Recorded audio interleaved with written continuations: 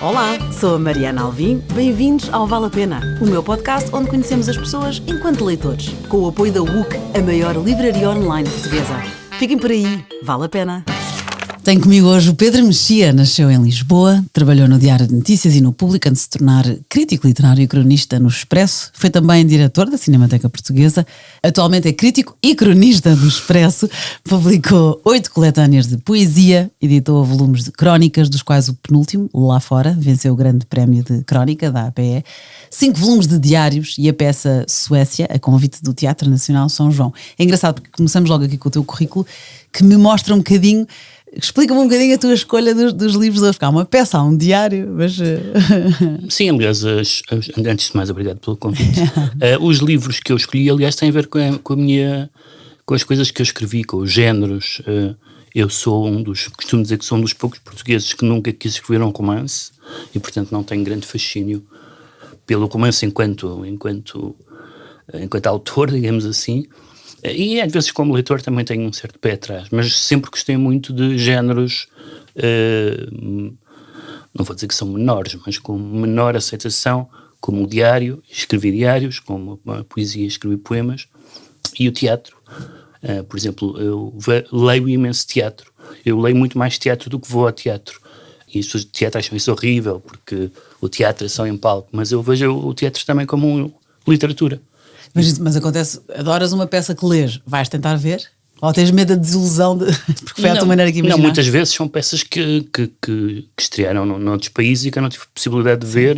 Às vezes leio uma peça interessante sobre uma peça interessante que está em Nova Iorque e não tenho hipótese de ir lá, compro a peça e leio a peça. E sinto que, quer dizer, hoje em dia cada vez mais existe uma desconfiança no teatro acerca do texto, não é? É mais uma coisa do corpo e da realidade social e tal. Mas, para mim, é a literatura, o teatro. E encenas, ou seja, da mesma maneira que num romance nós visualizamos, a peça, como é que tu... Sim, isso é inevitável. Aliás, há uns escritores que recusam e que recusavam e que recusam ainda adaptações de livros seus porque acham que isso vai... digamos assim, limitar a imaginação dos leitores do livro. Nomeadamente, há um caso muito célebre, mas aí ele não se opôs, que é o filme adaptado de uma peça do Edward Albee, Quem Tem Medo de Virginia Woolf, e de facto quem viu o filme, nunca mais aquelas personagens serão, senão o Richard Burton e a Elizabeth Taylor, de tal forma que eram um casal na vida real ainda por cima, e que tinham uma vida e uma dinâmica relacional muito semelhante à daqueles dois. E, portanto, sim, há uma limitação, mas um filme e um livro são objetos tão diferentes que mesmo a palavra adaptação não tem grande sentido. Pois, não, eu perguntava se visualizavas, ou seja, um bocado encenador, porque em palco é diferente de um filme, não é? Onde é que está o ator, o que é que acontece ali? Sim. Sobretudo, justamente nas cenas de... Por exemplo, há muitas peças que eu gosto que têm cena, peças do século XIX, em que há, por exemplo, bailes ou coisas do género, cenas de senhores a jogar a bilhar ou coisa do género. Então isso imagina-se sempre na nossa cabeça um movimento, mas claro, aí de facto é para ver e não para ler. Sim, exatamente. Mas eu tenho aqui mais coisas sobre ti, entretanto. Sim. Organizaste várias antologias, como a da Agostina Bessa Luís, traduziste vários autores, coordenas a coleção de poesia da editora Tinta da China. És um dos rostos do programa cujos nomes estamos legalmente impedidos de dizer. Vocês estão ou não é? Posso dizer? Exato. No antigo governo Sobra. Transmitido na TSF, na SIC Notícias. Agora, descobri, Pedro Mexia, outras curiosidades. Bom. E vou falar na terceira pessoa, porque estou aqui a citar, obviamente, um amigo teu. O Pedro nunca come em casa. Deve ser o maior cliente da indústria de restauração em Lisboa. Vais perceber mais umas dicas e vais perceber quem é que foi. É católico, mas admira mais o empenhamento com que os protestantes estudam a Bíblia. Prefere um bife com batatas fritas a um menu de degustação de um chefe. Definitivamente não é foodie. É de direita, mas farta-se de receber hate mail de pessoas de direita. Isso é verdade. Ainda não chegaste lá? Não, como isso é tudo verdade, pode ser qualquer amigo meu. Pode ser, exatamente. Mas eu acho que há aqui há aqui um comentário, um parênteses que vou dizer agora e vais chegar lá. Vai todos os anos a Londres, porque não há cidade em que se sinta tão bem, não gosta dos Beatles. Que sacrilégio. É da tribo Rolling Stones. Sim, não gostar dos Beatles não é bem... Não é Sim, bem... preferes Rolling Stones. Sim, prefiro Rolling Stones. E aqui com o sacrilégio não levaste, não O chegaste... sacrilégio pode ser muitas pessoas, pode ser o Francisco Mendes da Silva, por exemplo, é um dos meus amigos que mais reage a eu não gostar muito dos Beatles, não sei se é com o Francisco que falaste. Eu vou dizer, e tem graça, porque ele em breve vem a este podcast e podes-te vingar desta partida de informação, é o Carlos Vaz Marques. E o Carlos, sim. E contou uma história que eu achei graça, porque é um bocado, não é que nós estávamos... No 11 de setembro, não é que nós estavas, enfim, não é que tu estavas no 25 de Abril, há essas perguntas. E aqui lembraste-me uma, bem mais levezinha com certeza, mas onde é que tu estavas nos Nirvana? Porque tu tinhas bilhete para ver os Nirvana. Sim. Quando eles tocaram em Lisboa. Não foste para estudar. Tinha exame de Direito Comercial, que era um cadeirão. E passaste, ao menos? Não, passei, mas a lógica foi, eles voltam cá. Nunca mais. Pois, ele matou-se, ainda por cima, bem, meses depois, poucos. Os 27 anos, não é? É a tribo dos 27 e, portanto, agora vou ver a idade do vocalista antes de falhar um concerto, porque... A idade, não, neste caso era o estado de saúde. Não, mas há uma série, são 10 ou 12 que se mataram aos 27 anos. 27, é verdade. Ou que morreram ainda de outra forma qualquer, violenta, por assim dizer. E sim, é um dos grandes... Desgostos, sim. Eu não vou dizer que chorei, mas se não chorei, fiquei em estado lutuoso com a morte do Kurt Cobain. Lembro perfeitamente de saber a notícia e de sentir que tinha morrido um amigo ou coisa do género. Sabes que eu brinquei com onde é que estavas na altura dos Nirvana, porque eu também tenho uma memória deste mesmo concerto, adolescente, não é? Um bocadinho mais nova do que tu, e eu pedi ao meu pai, semanas antes deste concerto, para sair à noite. E insisti, e o meu pai estava com amigos, portanto eu achei que, estando ao pé de amigos, não vai dizer que não, pronto. E o meu pai não gostou nada e castigou-me, e disse, durante um mês não sais. E eu não saía à noite, ainda não tinha idade para isso, mas queria. E eu ia aos Nirvana, e o meu pai castigou-me durante um mês, e faltava 3 semanas para o concerto. E uma semana antes o meu pai chamou-me e disse, a mãe disse-me que tens um bilhete para o concerto. E eu achei, agora vai-me desculpar bolas. E era importantíssimo para mim ir a esse concerto, tinha amigos, aquele... É melhor venderes. E eu vendi o bilhete e poucos meses depois ele suicida-se. Portanto, também tenho essa mágoa. Pois é isso, então.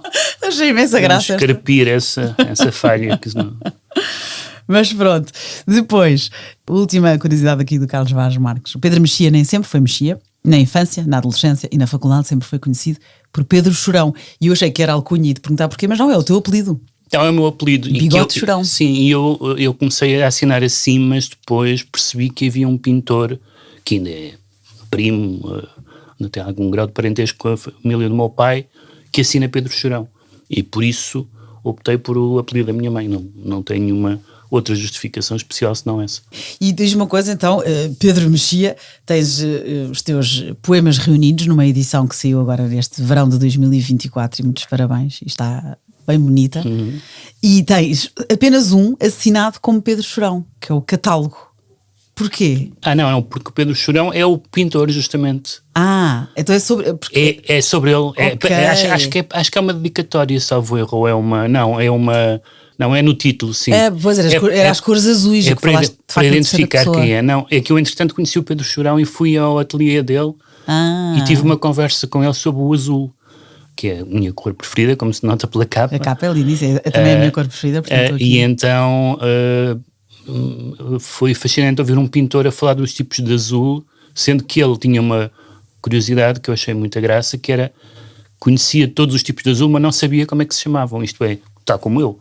Mas eu imaginei que os pintores soubessem os nomes, mas ele dizia, não sei como é que se chama este azul, mas sei perfeitamente, e se calhar até sabia, mas achei muita graça essa relação de um pintor com as cores. Eu, quando era miúdo, utilizava para um tipo de azul que não sei qual é, o azul bonito, lembro de criança dizer muito isto, é um azul bonito, não sei bem qual é esse tom, mas era mais ou menos assim que ele fazia, havia um azul particular para cada objeto. Olha, e esta capa é de um azul bonito, depois no fim, azul bonito, sim. Tiramos uma fotografia e eu mostro o livro. Queres ler este poema, já que estamos a falar nele, o catálogo que dedicaste ao Pedro Chorão? Posso ler. É importante dizer que este poema aparece aqui no contexto dos poemas sobre a praia, sobre a Figueira da Foz, embora só por causa do azul e do mar não tem nada a ver o poema em si, nem os quadros em si, neste caso, ele tem até bastantes, tem a ver com o mar, mas neste caso é sobre o azul. chama-se catálogo. Há tempos o artista no ateliê mostrou-me um catálogo de azuis. Inspiravam-no, mesmo que não precisasse deles. Gostava de identificar as tonalidades, mas não lhe importavam as designações. Havia o nome e a coisa, que é uma ideia, davam-lhe o ânimo e a melancolia boa do trabalho. Perguntei-lhe, aquele meu favorito é cobalto? Ele também não sabia, mas sabia quando pintava, como eu na praia da infância, ainda aqui e eu também, um azul metálico à esquerda do farol, outro embranquecido de luz e espuma, o vivo ou desbotado dos toldos, o céu um fio quase cinzento horizontal, quase verde junto às árvores, e nos 180 graus de memória e imaginação, todo o catálogo da natureza que nos acompanha e sobrevive. Muito bem, catálogo. Aqui na página 105, mas pronto, depois então fica aqui a recomendação. Eu tenho outros, enfim, tenho vários, mas não posso ler todos, não é? Mas também guardei aqui outros para partilhar, só para dar aqui uma vontade às pessoas de comprarem este livro. Há um ou outro que estão aí como, não direi popular favorites, porque os poemas não são popular em lado nenhum, mas são a música mais ouvida. Sim, aqueles que eu vejo mais citados, que as pessoas gostam mais e tal. Queres ir para algum desses? Eu tinha outra escolha, mas queres ir tu? Não, eu estava só a dizer isto como o facto de facto há uns poemas que ficam na cabeça das pessoas mais que outros e raramente correspondem àqueles que eu gosto mais. Ok. Por acaso há uma outra coincidência, mas não muitas. Ok, então olha, vou ler aqui o pó. Sim. Nas estantes, os livros ficam, até se dispersarem ou desfazerem, enquanto tudo passa. O pó acumula-se e depois de limpo torna a acumular-se no cimo das lombadas. Quando a cidade está suja, obras, carros, poeiras, o pó é mais negro e por vezes espesso. Os livros ficam, valem mais que tudo, mas apesar do amor das coisas mudas que murmuram e do cuidado doméstico, fica sempre, em baixo, do lado oposto à lombada, uma pequena marca negra no pó das páginas. A marca faz parte dos livros. Estão marcados. Nós também. É bonito! Tenho vários mais, já pus aqui vários papelinhos, mas vamos avançar, que queremos também conhecer o Pedro Mexia, leitor, mas fica aqui a recomendação. Poemas reunidos, tens alguns de edições anteriores, umas que já nem existem, e poemas inéditos, não é? Sim, tem uns 40 poemas inéditos. Boa, edição Tinta da China, uma cor azul bonito. Exatamente. E quando e onde lês tu, Pedro? Bem, eu leio sempre que não estou a fazer outra coisa que não seja indispensável ou obrigatória, estou a ler. Portanto, quando não estou a dormir ou a trabalhar em outras coisas, felizmente o meu trabalho anda quase sempre à volta de livros. Sim. Ou quando não estou no cinema, também vou muito ao cinema. Estou a escrever, estou a ler. E por isso não tenho uma... Quer dizer, tendo a ler mais à noite porque eu sou mais ativo à noite em geral. De dia faço coisas burocráticas, mas à noite, se me descontassem tudo o que eu tinha lido à noite, eu era um fraco leitor. Não leio muito, quer dizer, quando tinha muito tempo ia à tarde para os cafés ler nos tempos da faculdade e tal, mas hoje isso é impossível. Eles crescem, não é? Eles crescem e ficam com menos tempo.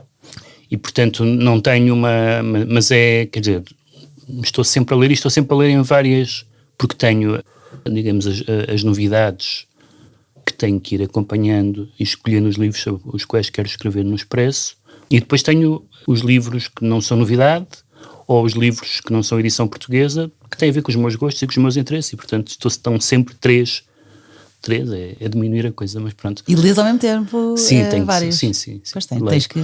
Tento não cruzar géneros, porque para não baralhar. Estar a ler 2 romances ao mesmo tempo, por exemplo, às vezes é confuso, sobretudo quando são da mesma época e com o mesmo universo, a certa altura confunde os planos, mas sim, estou sempre a ler pelo menos um romance, um ensaio e um livro de poesia. E agora vamos exatamente a uma peça de teatro, também do teu género que muito gostas, e vamos então ao primeiro livro que a Pedro escolheu. O Cerejal, Anton Chekhov. Sim, o Chekhov é o escritor cuja biografia eu conheço. Há muitos escritores sobre os quais não sei nada, cuja biografia eu conheço e de quem li biografias, mais parecido comigo, ou eu mais parecido com ele, não em termos de gênio literário, mas em termos de sensibilidade. É um cético, é um pessimista, é uma pessoa hiperconsciente da passagem do tempo, mas isso já não são qualidades que eu tenha, é um observador extraordinário, é uma pessoa, era um dramaturgo e um contista também, mas nas peças ainda é mais impressionante que consegue escrever diálogos que são fantásticos, mas que ao mesmo tempo eles não estão a dizer nada. Isto exige atores muito bons, estão a fazer conversa, ou seja, não é o Shakespeare, ele não desmaga com o vocabulário ou com a imagética, é mesmo apenas aquela dinâmica da conversa e da small talk e das pessoas a tentar disfarçar ou geralmente mal disfarçam o seu rancor ou a sua vergonha, ou seja o que for. E isso fascinou-me muito. É alguém muito próximo da vida, ele era médico e foi trabalhar em condições muito difíceis para uma colónia penal e, enfim, era uma pessoa que não estava distante da realidade todo, não era um puro intelectual desse ponto de vista. E essa prática da medicina levou a conhecer muitas histórias que não eram necessariamente das pessoas com quem ele se cruzava nos meios literários ou nos meios burgueses, digamos assim. E, portanto, essas histórias foram todas parar, quer aos contos, que estão traduzidos em português em 10 volumes, na Relógio d'Água, e às peças de teatro. E ele escreveu ele morreu relativamente cedo, só escreveu 4 peças longas, e todas elas são super clássicos, quer dizer, é o Serjal, a Gaivota, é o Tio Vânia e as 3 irmãs. E as 3 irmãs. Não, o Platonov e o Ivanov, enfim, mas um deles é só um esboço, mas é uma obra muito curta e, no entanto, é um clássico absoluto, é assim a seguir ao Shakespeare e a mais 2 ou 3, é assim o dramaturgo. O Chekhov, o Serjal, que foi a última peça que ele escreveu em vida. E trata de, pronto, porque ele, lá está, como tu dizes, foi médico, sabes que ele começou a escrever para ajudar a sustentar a família. E era um homem bom, provavelmente, porque muitas vezes tratava os pacientes gratuitamente. Exatamente. E começou por escrever coisas humorísticas, e isso ficou sempre lá um pouco no Chekhov. Não é o humor de te rires, mas irónico e mordaz, isso está lá sempre. E este estilo realista, pelo qual ele é conhecido. Portanto, o Serjal trata de uma família que está prestes, uma família com dinheiro, uma família russa, que está prestes a perder o Serjal, a sua propriedade, não é? Na verdade, a peça pode ser lida de 2 maneiras, e foi lida de 2 maneiras. Uma como uma peça, digamos, como uma peça de antecipação, a velha Rússia que estava a acabar, e que acabaria 13 anos depois, não é, com a Revolução. E a venda da quinta, no fundo, é o fim da aristocracia, o fim do feudalismo, de certa forma, porque as coisas na Rússia foram muito lentas em termos de sistema social e das classes, da relação entre as classes. Essa é uma leitura. Embora na União Soviética o Chekhov não fosse assim muito estimado, por causa do seu pessimismo, não era um homem, não era um entusiasta de Amanhãs Gloriosos. Joie de vivre não tinha. Tinha, por acaso, até tinha alguma, mas dentro do pessimismo, digamos assim. E a segunda maneira de ler a peça, ou de a ver, é sobre a passagem do tempo, a inevitabilidade de perdermos as coisas, de perdermos, no caso, uma quinta, ou uma árvore, ou a família, ou o estatuto. E é uma peça muito... São todas essas as peças maiores, e mesmo as curtas são muito perfeitas, não tem palavras a mais nem a menos. É um escritor que eu gosto imenso. O Serjal, tu também o referiste no O Futuro Radioso, outro poema teu. Queres ler? Estou-te a dar a trabalho. Posso ler? Sim, isto é num contexto numa série de poemas familiares, e trata-se daquelas complicações de heranças e coisas do género. O Futuro Radioso. Os comoventes momentos em que fazem como no Serjal, que não leram, de Chekhov, e vendem em cada, digamos, macieira ou mesa de cabeceira as memórias que nos vão alimentar mal chega o futuro radioso. Isto porque na peça, e em várias peças do Chekhov, há também, como essas ideias estavam no ar, as ideias marxistas, nomeadamente, há sempre uma personagem que fala de um futuro radioso. A vida que vivemos não tem sentido, mas... E às vezes nós percebemos que eles não acreditam no que estão a dizer, que não há futuro radioso nenhum. Então, há uma peça que acaba assim, com uma personagem a dizer, vamos viver. E vamos dizer, vamos viver a nós ou a nos vamos morrer.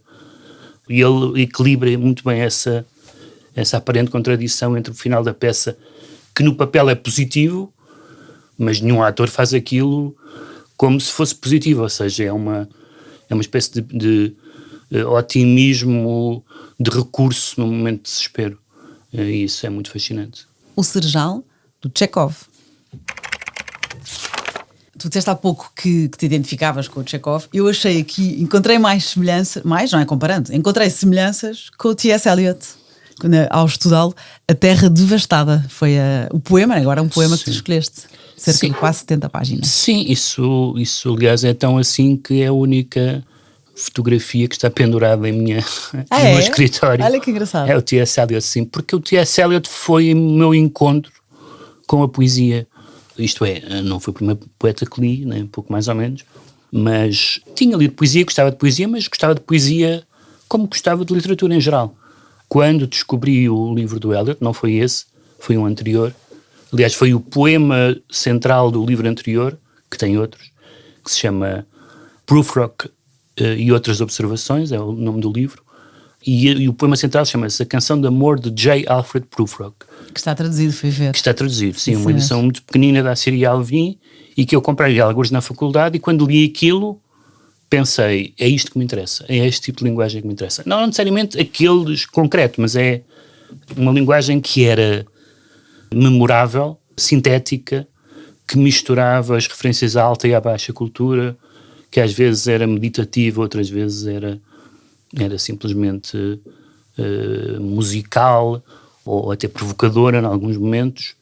E, portanto, o Eliot, que depois eu também conheci como crítico, é um crítico bastante sisudo, digamos assim, e foi Prémio Nobel, mas o Eliot foi o poeta que mais me influenciou, não no sentido de eu escrever poemas a Eliot, nem saberia como, mas de ter um entendimento da poesia no qual eu me revejo, nomeadamente a noção de que na poesia a modernidade e a tradição estão sempre ligadas. Ele dizia que havia uma espécie de circularidade entre o que é moderno e o que é antigo, porque os modernos conhecem os clássicos e a nossa leitura dos clássicos vai, digamos assim, transformá-los. Ele diz, por exemplo, que, enfim, há muitas pessoas que falaram disso, que nós hoje, quando lemos o Ulisses do Joyce, relacionamos-nos com o Ulisses original e com tudo o que escreveu sobre Ulisses, com o Ulisses do Joyce em mente, porque faz parte, de repente agregou-se ao antigo, e portanto o Eliot diz, não há essa separação entre o moderno. Isso, aliás, mostra uma incongruência, aparente incongruência dele, que ele era um vanguardista e um conservador, politicamente, nomeadamente, e religiosamente, como aliás houve vários na Inglaterra, e não só. As suas ideias políticas eram conservadoras e as suas ideias estéticas eram vanguardistas, e isso causou um certo ruído e uma certa incompreensão nos meios intelectuais. Sabes que ainda por acaso, coincidência, há pouco tempo entrevistei uma escritora brasileira que esteve cá, Eliane Brum, e ela diz uma frase que eu gostei imenso, que foi, não estou a citar ipsis verbis, mas era uma das coisas que mais gosta, era a contradição na literatura. Uhum. Porque é a contradição das pessoas, nós não somos só, não é? Só o azul bonito, ou só Exato, sim. ou o verde alface. Sim, todos estes autores que eu escolhi, por acaso, são todos figuras bastante contraditórias. Enfim, toda a gente é, mas os escritores são bastante bons a falar de contradições. Se calhar por isso é que também tantas pessoas se identificam com eles, porque, espera, eu também tenho isto, eu também. Sim. E achei parecido contigo, porque pronto, poeta, dramaturgo, crítico literário, nasceu nos Estados Unidos, é como tu, fã de Londres, aliás, onde passou os últimos anos. Achei graça a estas mais semelhanças contigo e o poema que sim, disseste. ele acabou por se naturalizar em inglês, ele como eles diziam, quis tornar-se mais inglês que os ingleses, vestia-se assim, quase no clichê do gentleman inglês, e eles gozavam todos um bocado com ele, mas ele nasceu nos Estados Unidos, de facto. Pois, e acaba em Londres, e o poema que tu referiste, The Love Song of J. Alfred Prufrock, que é uma personagem ficcionada, a canção de amor, isto foi a estreia dele, aos 27 anos. Sim, mas que ainda teve um impacto, teve já algum impacto, mas num meio limitado. Depois com o Wasteland, que há várias traduções em português, eu costumo dizer esta terra devastada, mas também há a terra sem vida e a terra, pelo menos uma terceira tradução. É um poema que costuma ser apresentado como um estado do Ocidente depois da Primeira Guerra Mundial. É um poema que sai em 22, o mesmo ano em que saiu o Ulisses do Joyce, portanto um ano grande para a literatura, e é um poema em que os dramas individuais estão ligados àquele momento de crise nas ideias e nos valores e a desolação e o desespero após a guerra. Hoje é inimaginável o que foi, embora a Inglaterra esteja muito presente na memória deles, o que foi o trauma da Primeira Guerra Mundial, porque foi a primeira guerra moderna, com aviões e com armas químicas, digamos assim, e portanto mudou completamente a face da guerra. Havia, nomeadamente em Inglaterra, não só uma ideia de que a guerra era uma coisa travada entre cavalheiros, era uma espécie de bridge ou de polo, mas a Primeira Guerra Mundial não foi assim, foi a guerra das trincheiras, foi a guerra das máscaras de gás e essas coisas todas, e portanto o poema, claro que o poema não é só isso, mas é um poema onde, sobretudo quando ele fala dos mortos, é a primeira parte, são 5 secções. É um poema que tem muito a ver com o tempo em que foi escrito.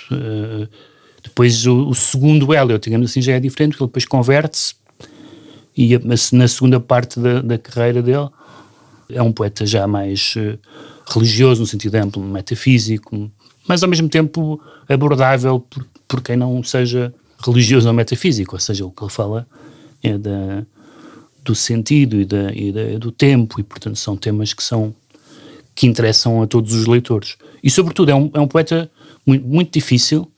Terra Devastada tem a peculiaridade de ter notas acrescentadas pelo próprio autor, que são umas notas um bocado brincadas, porque na verdade algumas coisas absurdas, isto é, incompreensíveis no poema ele não explica, e depois explica algumas que toda a gente sabe. Usa várias línguas, incluindo línguas orientais, além do grego, etc. E portanto é um poema muito, muito complexo, é um daqueles poemas bons para fazer cursos de mestrado ou de doutoramento, mas é um poema muito musical, como sempre o Eliot, e portanto é muito bonito de ouvir. Eu tive o privilégio de estar em Londres em 2022, quando foi lido o poema na sua integralidade, e saiu também em CD. A melhor pessoa do mundo para ler, aliás a viúva do Eliot disse-lhe que ele era a melhor pessoa para ler os poemas do marido. Uau. Que foi o Jeremy Irons. Então, é a voz mais bonita do meio. Então fui ouvir o Jeremy Irons numa igreja. Uau. No púlpito, a ler por acaso não era o Wasteland, era os 4 quartetos, era o poema seguinte, daí ser numa igreja. Porque agora o que estás a dizer, não sei, o Wasteland, a Terra Devastada, tem quase 70 páginas. Ele lê um excerto ou... Sim, não, o que ele leu foi os 4 quartetos. Que será mais pequeno? Tem na verdade são 4 poemas que ele publicou nos anos 40, que depois juntou sob essa designação. Uau, foi um programão, foi um programa a sério. Mas foi, não sei quando, não me lembro quanto até que foi, mas foi 1 hora, coisa do género. Uau. E realmente, só para ouvir o Jeremy Irons, mesmo que fosse para ler a lista telefónica, eu comprava bilhetes, mas então, para dizer o Eliot... Eu também. A Terra Devastada, que fala, pronto, da desolação e o desespero sentidos depois da Primeira Guerra Mundial, mas há também aqui uma busca por uma renovação e uma redenção com alguma esperança e a busca do renascimento. Agora um diário do italiano Cesare Pavese, Ofício de Viver. Sim, esse é particularmente importante também porque eu gosto muito de diários, que foi uma coisa que herdei do meu pai, que aliás escreveu diários a vida inteira, e é um género que há 3 ou 4 que são muito conhecidos, nomeadamente do Kafka, talvez seja o que mais pessoas conhecem, os diários da Virginia Woolf, há 3 ou 4 assim muito conhecidos, mas há 20 ou 30 grandes diários europeus e americanos no século XX. E porquê é que eu gosto particularmente do Pavese? É porque o diário do Pavese foi publicado postumamente em 1952. Ele suicidou-se em 1950 e aquele era o tipo de livro que não podia ser publicado em vida. Quer dizer, podia, mas é um diário completamente desarmado e desarmante. É tão confessional que seria difícil uma pessoa ir ao café a seguir depois de publicar aquele livro. E então eu gostei muito disso. É um livro completamente em carne viva. Ele era tinha sofrimentos muito fortes em muitos domínios, nomeadamente no domínio amoroso, mas não só. E o diário fala disso, mas depois também se tem longas passagens que são ensaios literários, porque ele também era crítico e tradutor, e é conhecido sobretudo como romancista e novelista. Os pequenos romances dele são fantásticos. Mas O Ofício de Viver, calhou que o meu pai tinha esse livro, que na altura não estava disponível, era uma edição antiga, não sei de que década, do Ofício de Viver. Depois, entretanto, houve uma nova edição. Foi, de certa forma, uma inspiração para eu querer escrever diários e para ter, pelo menos no início, quando as pessoas não sabiam quem eu era, depois tornou-se mais difícil, escrever coisas assim no limiar do que é aceitável escrever, de confessionalismo, não é? Pois é, que a partir do momento em que deixas de ser anónimo é mais difícil. Sim, por isso eu não tenho blogs há 10 anos. Ok, só podes ter um pseudónimo se calhar atrás e não podes dizer. Não, isso não, acho que as pessoas devem assinar o que escrevo. Olha, o ideal, por exemplo, a Teresa Veiga, publicada pela Tinta da Teresa Veiga, nem é pseudónima, é uma escritora, contista, sobretudo, e não sabemos quem é. Mas não aparece. Eu felizmente sei. Sabes? Aliás, uma coisa muito engraçada que foi, a certa altura sai um livro dela, eu sempre fui um entusiasta da Teresa Veiga, escrevi várias vezes sobre ela, e depois conhecia, quando ela editava na Cotovia, e eu também editei um livro na Cotovia, e mais tarde, quando a Cotovia, entretanto, fechou, e ela é agora editada na Tinta da China, e fizemos um lançamento, fez a editora um lançamento de um livro dela, e convidaram-me para apresentar. E depois Teresa fica na mesa, e ela disse, não. Não vai ela, vou, mas ninguém diz que eu estou lá. Senta-se no público. E foi assim, ela estava no meio do público, e ninguém se referiu a ela, ninguém disse autor e tal, e lá estava, e de facto havia certamente amigos que sabiam que era ela, mas eu não me desfiz, eu disse, uma autora misteriosa, enigmática e tal. Sim, é uma das minhas escritoras portuguesas favoritas atualmente. Olha, há pouco falei-te na escritora brasileira que esteve cá, Eliane Brum, também de jornalista e também contista, e ofereci-lhe o Gente Melancolicamente Louca da Teresa Veiga. Sim. Foi a tal escritora que falei nela, porque foi que falou na contradição na literatura. Sim. É engraçado. Mas voltando então ao Ofício de Viver, do César Pavese, ele teve realmente, foi tradutor, como tu disseste, ele quando se licenciou, tu sabes isto tudo, provavelmente, não é? Formou-se em letras, em Turim, com uma tese sobre a poesia do Walt Whitman. Sim, ele era sobretudo um grande entusiasta dos americanos, traduziu Steinbeck, vários deles, traduziu a Moby Dick, por exemplo, do Melville. Sim, era uma fase em que os americanos estavam muito atentos, em que os italianos estavam muito atentos à literatura americana, sobretudo à literatura, digamos, regionalista do sul dos Estados Unidos, mas não só. Literatura realista, em todo o caso, que era basicamente o que ele era. Ele era realista e depois com uma costela mítica que ele nunca resolveu completamente, porque, embora não fosse um crente religioso, mas tinha uma dimensão, tinha um fascínio pelos mitos muito grande para um marxista, como ele supostamente era uma coisa um pouco heterodoxa. O mito e a mitologia, mas mais o mito do que a mitologia, não é exatamente um tema progressista, digamos assim. Portanto, ele também, lá está, uma contradição. César Pavese, com o Ofício de Viver, ele que suicidou-se, como tu disseste, e a mulher dele teve um relacionamento complexo com uma atriz que também ela se suicidou, antes dele, bem antes, e ele tinha 41. Sim, ele tinha tido muito uma vida amorosa realmente infeliz, e a certa altura apaixona-se por uma atriz de Hollywood, que é a coisa a fazer quando tens uma vida amorosa infeliz, e correu mal, claro, e portanto... A conceita de Gregório. César Pavese, Ofício de Viver. E agora, apesar do título que eu ia dizer, agora vamos para a festa, mas também aqui há muita tristeza, mas vá, Fiesta, o Sol Nasce para Sempre, do Hemingway, que lá está, que o César Pavese também terá traduzido, pelo menos o autor. Sim, esse é um romance, de facto, é conhecido pelos dois nomes, é conhecido por o título original de Sun Also Rises, mas também é conhecido por Fiesta. E eu li esse livro na tradução do Jorge de Sena, o livro é de 52, é do Não, de 26. 26. A de 52 é O Ofício de Viver. É de 26. Portanto, no auge da criatividade do Hemingway. E porquê é que eu trago esse livro? Porque foi o primeiro livro de ficção que me entusiasmou. Isto é, hoje em dia nós tendemos a falar dos grandes livros do século XX como sendo os livros difíceis. O Ulisses, O Homem Sem Qualidades, coisas desse género. Que são livros, de facto, que não são para ler aos 20 anos. Não é possível, não há bagagem que... E, portanto, eu comecei pelos autores acessíveis. E o Hemingway desenvolveu uma língua que só ele falava, não é?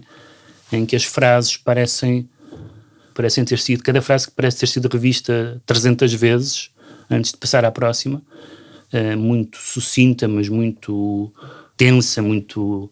Ele tinha uma obsessão com a força e com a virilidade e a caça e a pesca, essas coisas todas, e a tourada, que é o caso do Fiesta, que se passa em Pamplona e em Paris. São criativos que vivem a parte criativa em Paris e depois querem todos ir para...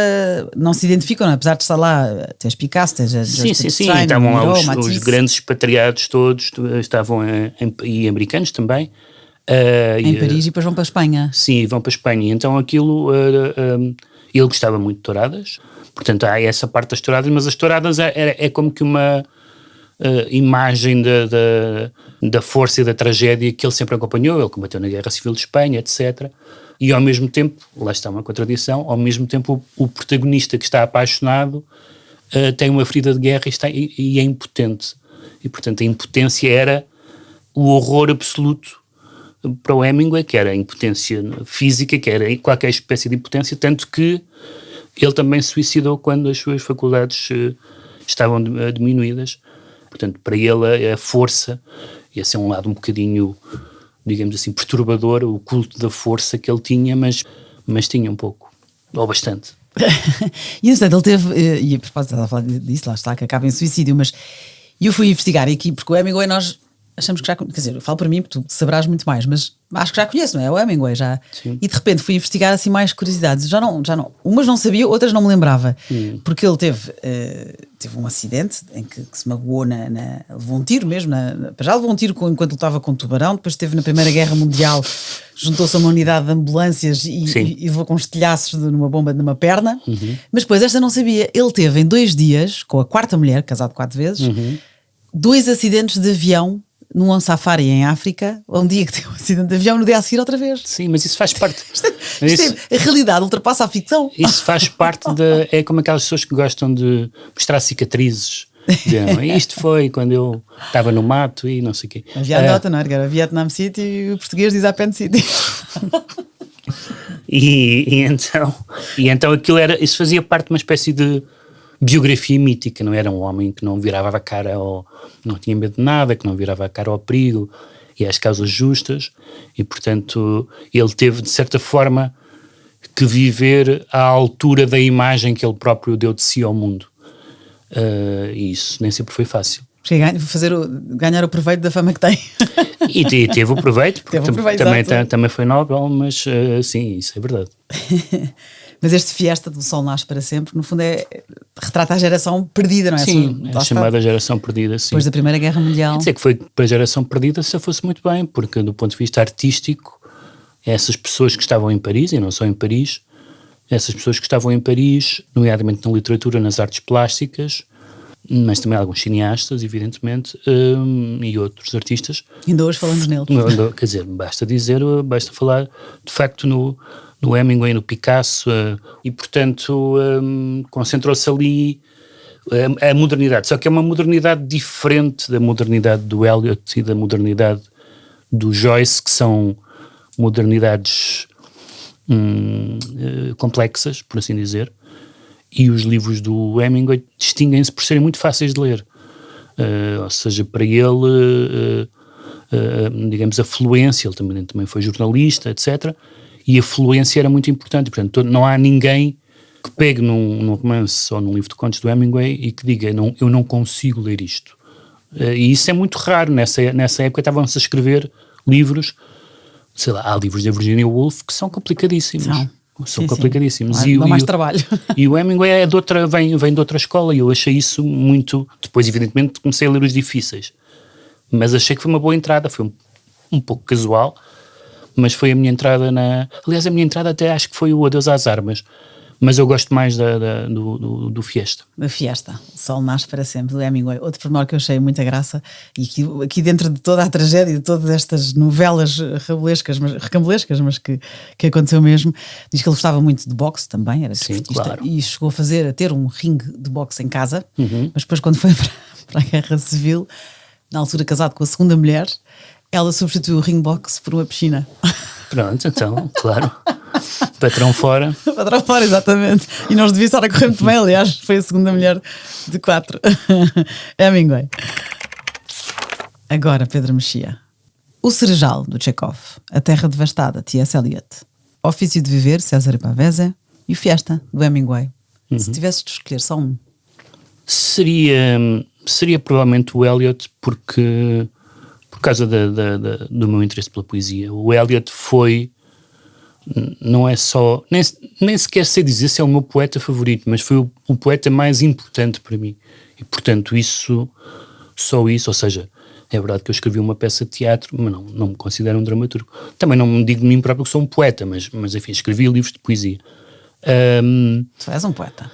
Sim, mas uma coisa que deve ser dito por terceiros. Mas está bem, então, mas foi este autor que eu te disse que eras o mais parecido com ele, até em termos de percurso ou de currículo, vá. Sim, mais de cabeça do que de percurso, até porque... Não, percurso digo em termos de função, não, foi tradutor, foi crítico, foi... Isso sim. Sim, também tenho algumas afinidades de personalidade com ele, de facto, muito mais do que o Hemingway, que claramente não é meu sósia. E, portanto, olha, ainda bem. E, portanto, sim, seria esse, embora todos estes, talvez o Hemingway menos que os outros, foram absolutamente fundamentais na minha vida de leitor e quando comecei a escrever, por exemplo, nos poemas reunidos, penso que há referências aos 4. Sim, agora já não sei de cor, mas eu dei para... Pavese há, Eliot também, Chekhov também, não sei se há, eu acho que há uma ao Hemingway. Eu acho que sim também, mas agora já não sei, porque fui lendo, mas sim, a que apanhei referi-te há bocado, não é? Mas boa, e poemas reunidos. O Eliot, entretanto, eu achei graça quando estava, o Hemingway, entretanto, achei graça, estava aqui quando estava a investigar, porque ele escreveu 3 meses depois destes 2 acidentes de avião, escreveu uma carta ao advogado a queixar-se. Portanto, há mesmo, eu vou até citar: o problema está cá dentro porque o rim direito rompeu-se e o fígado e o baço ficaram feridos. E entretanto, porque é que eu fui parar esta carta? Porque foi notícia há não muito tempo, foi vendida por 220 mil euros a carta que ele terá escrito ao advogado. Fantástico. Claro, exato. Há todo um mercado para isso. Agora chegamos à parte do fim, que para mim é um desafio, porque sendo tu, obviamente, crítico literário, há muitos anos, e trabalhaste já em vários jornais e agora no Expresso, tens acesso a imensos livros. Portanto, eu no fim ofereço um livro. Tendo em conta o teu gosto literário. Mas eu vou dizer sempre que não tenho. Não podes mentir. Isto é um podcast honesto. Ok. E então o que é que eu fiz para me defender? Mas há sempre D, C, D, E, F. Eu trouxe o ABC de planos. E tu escolhes, porque eu vou-te mostrar aqui livros.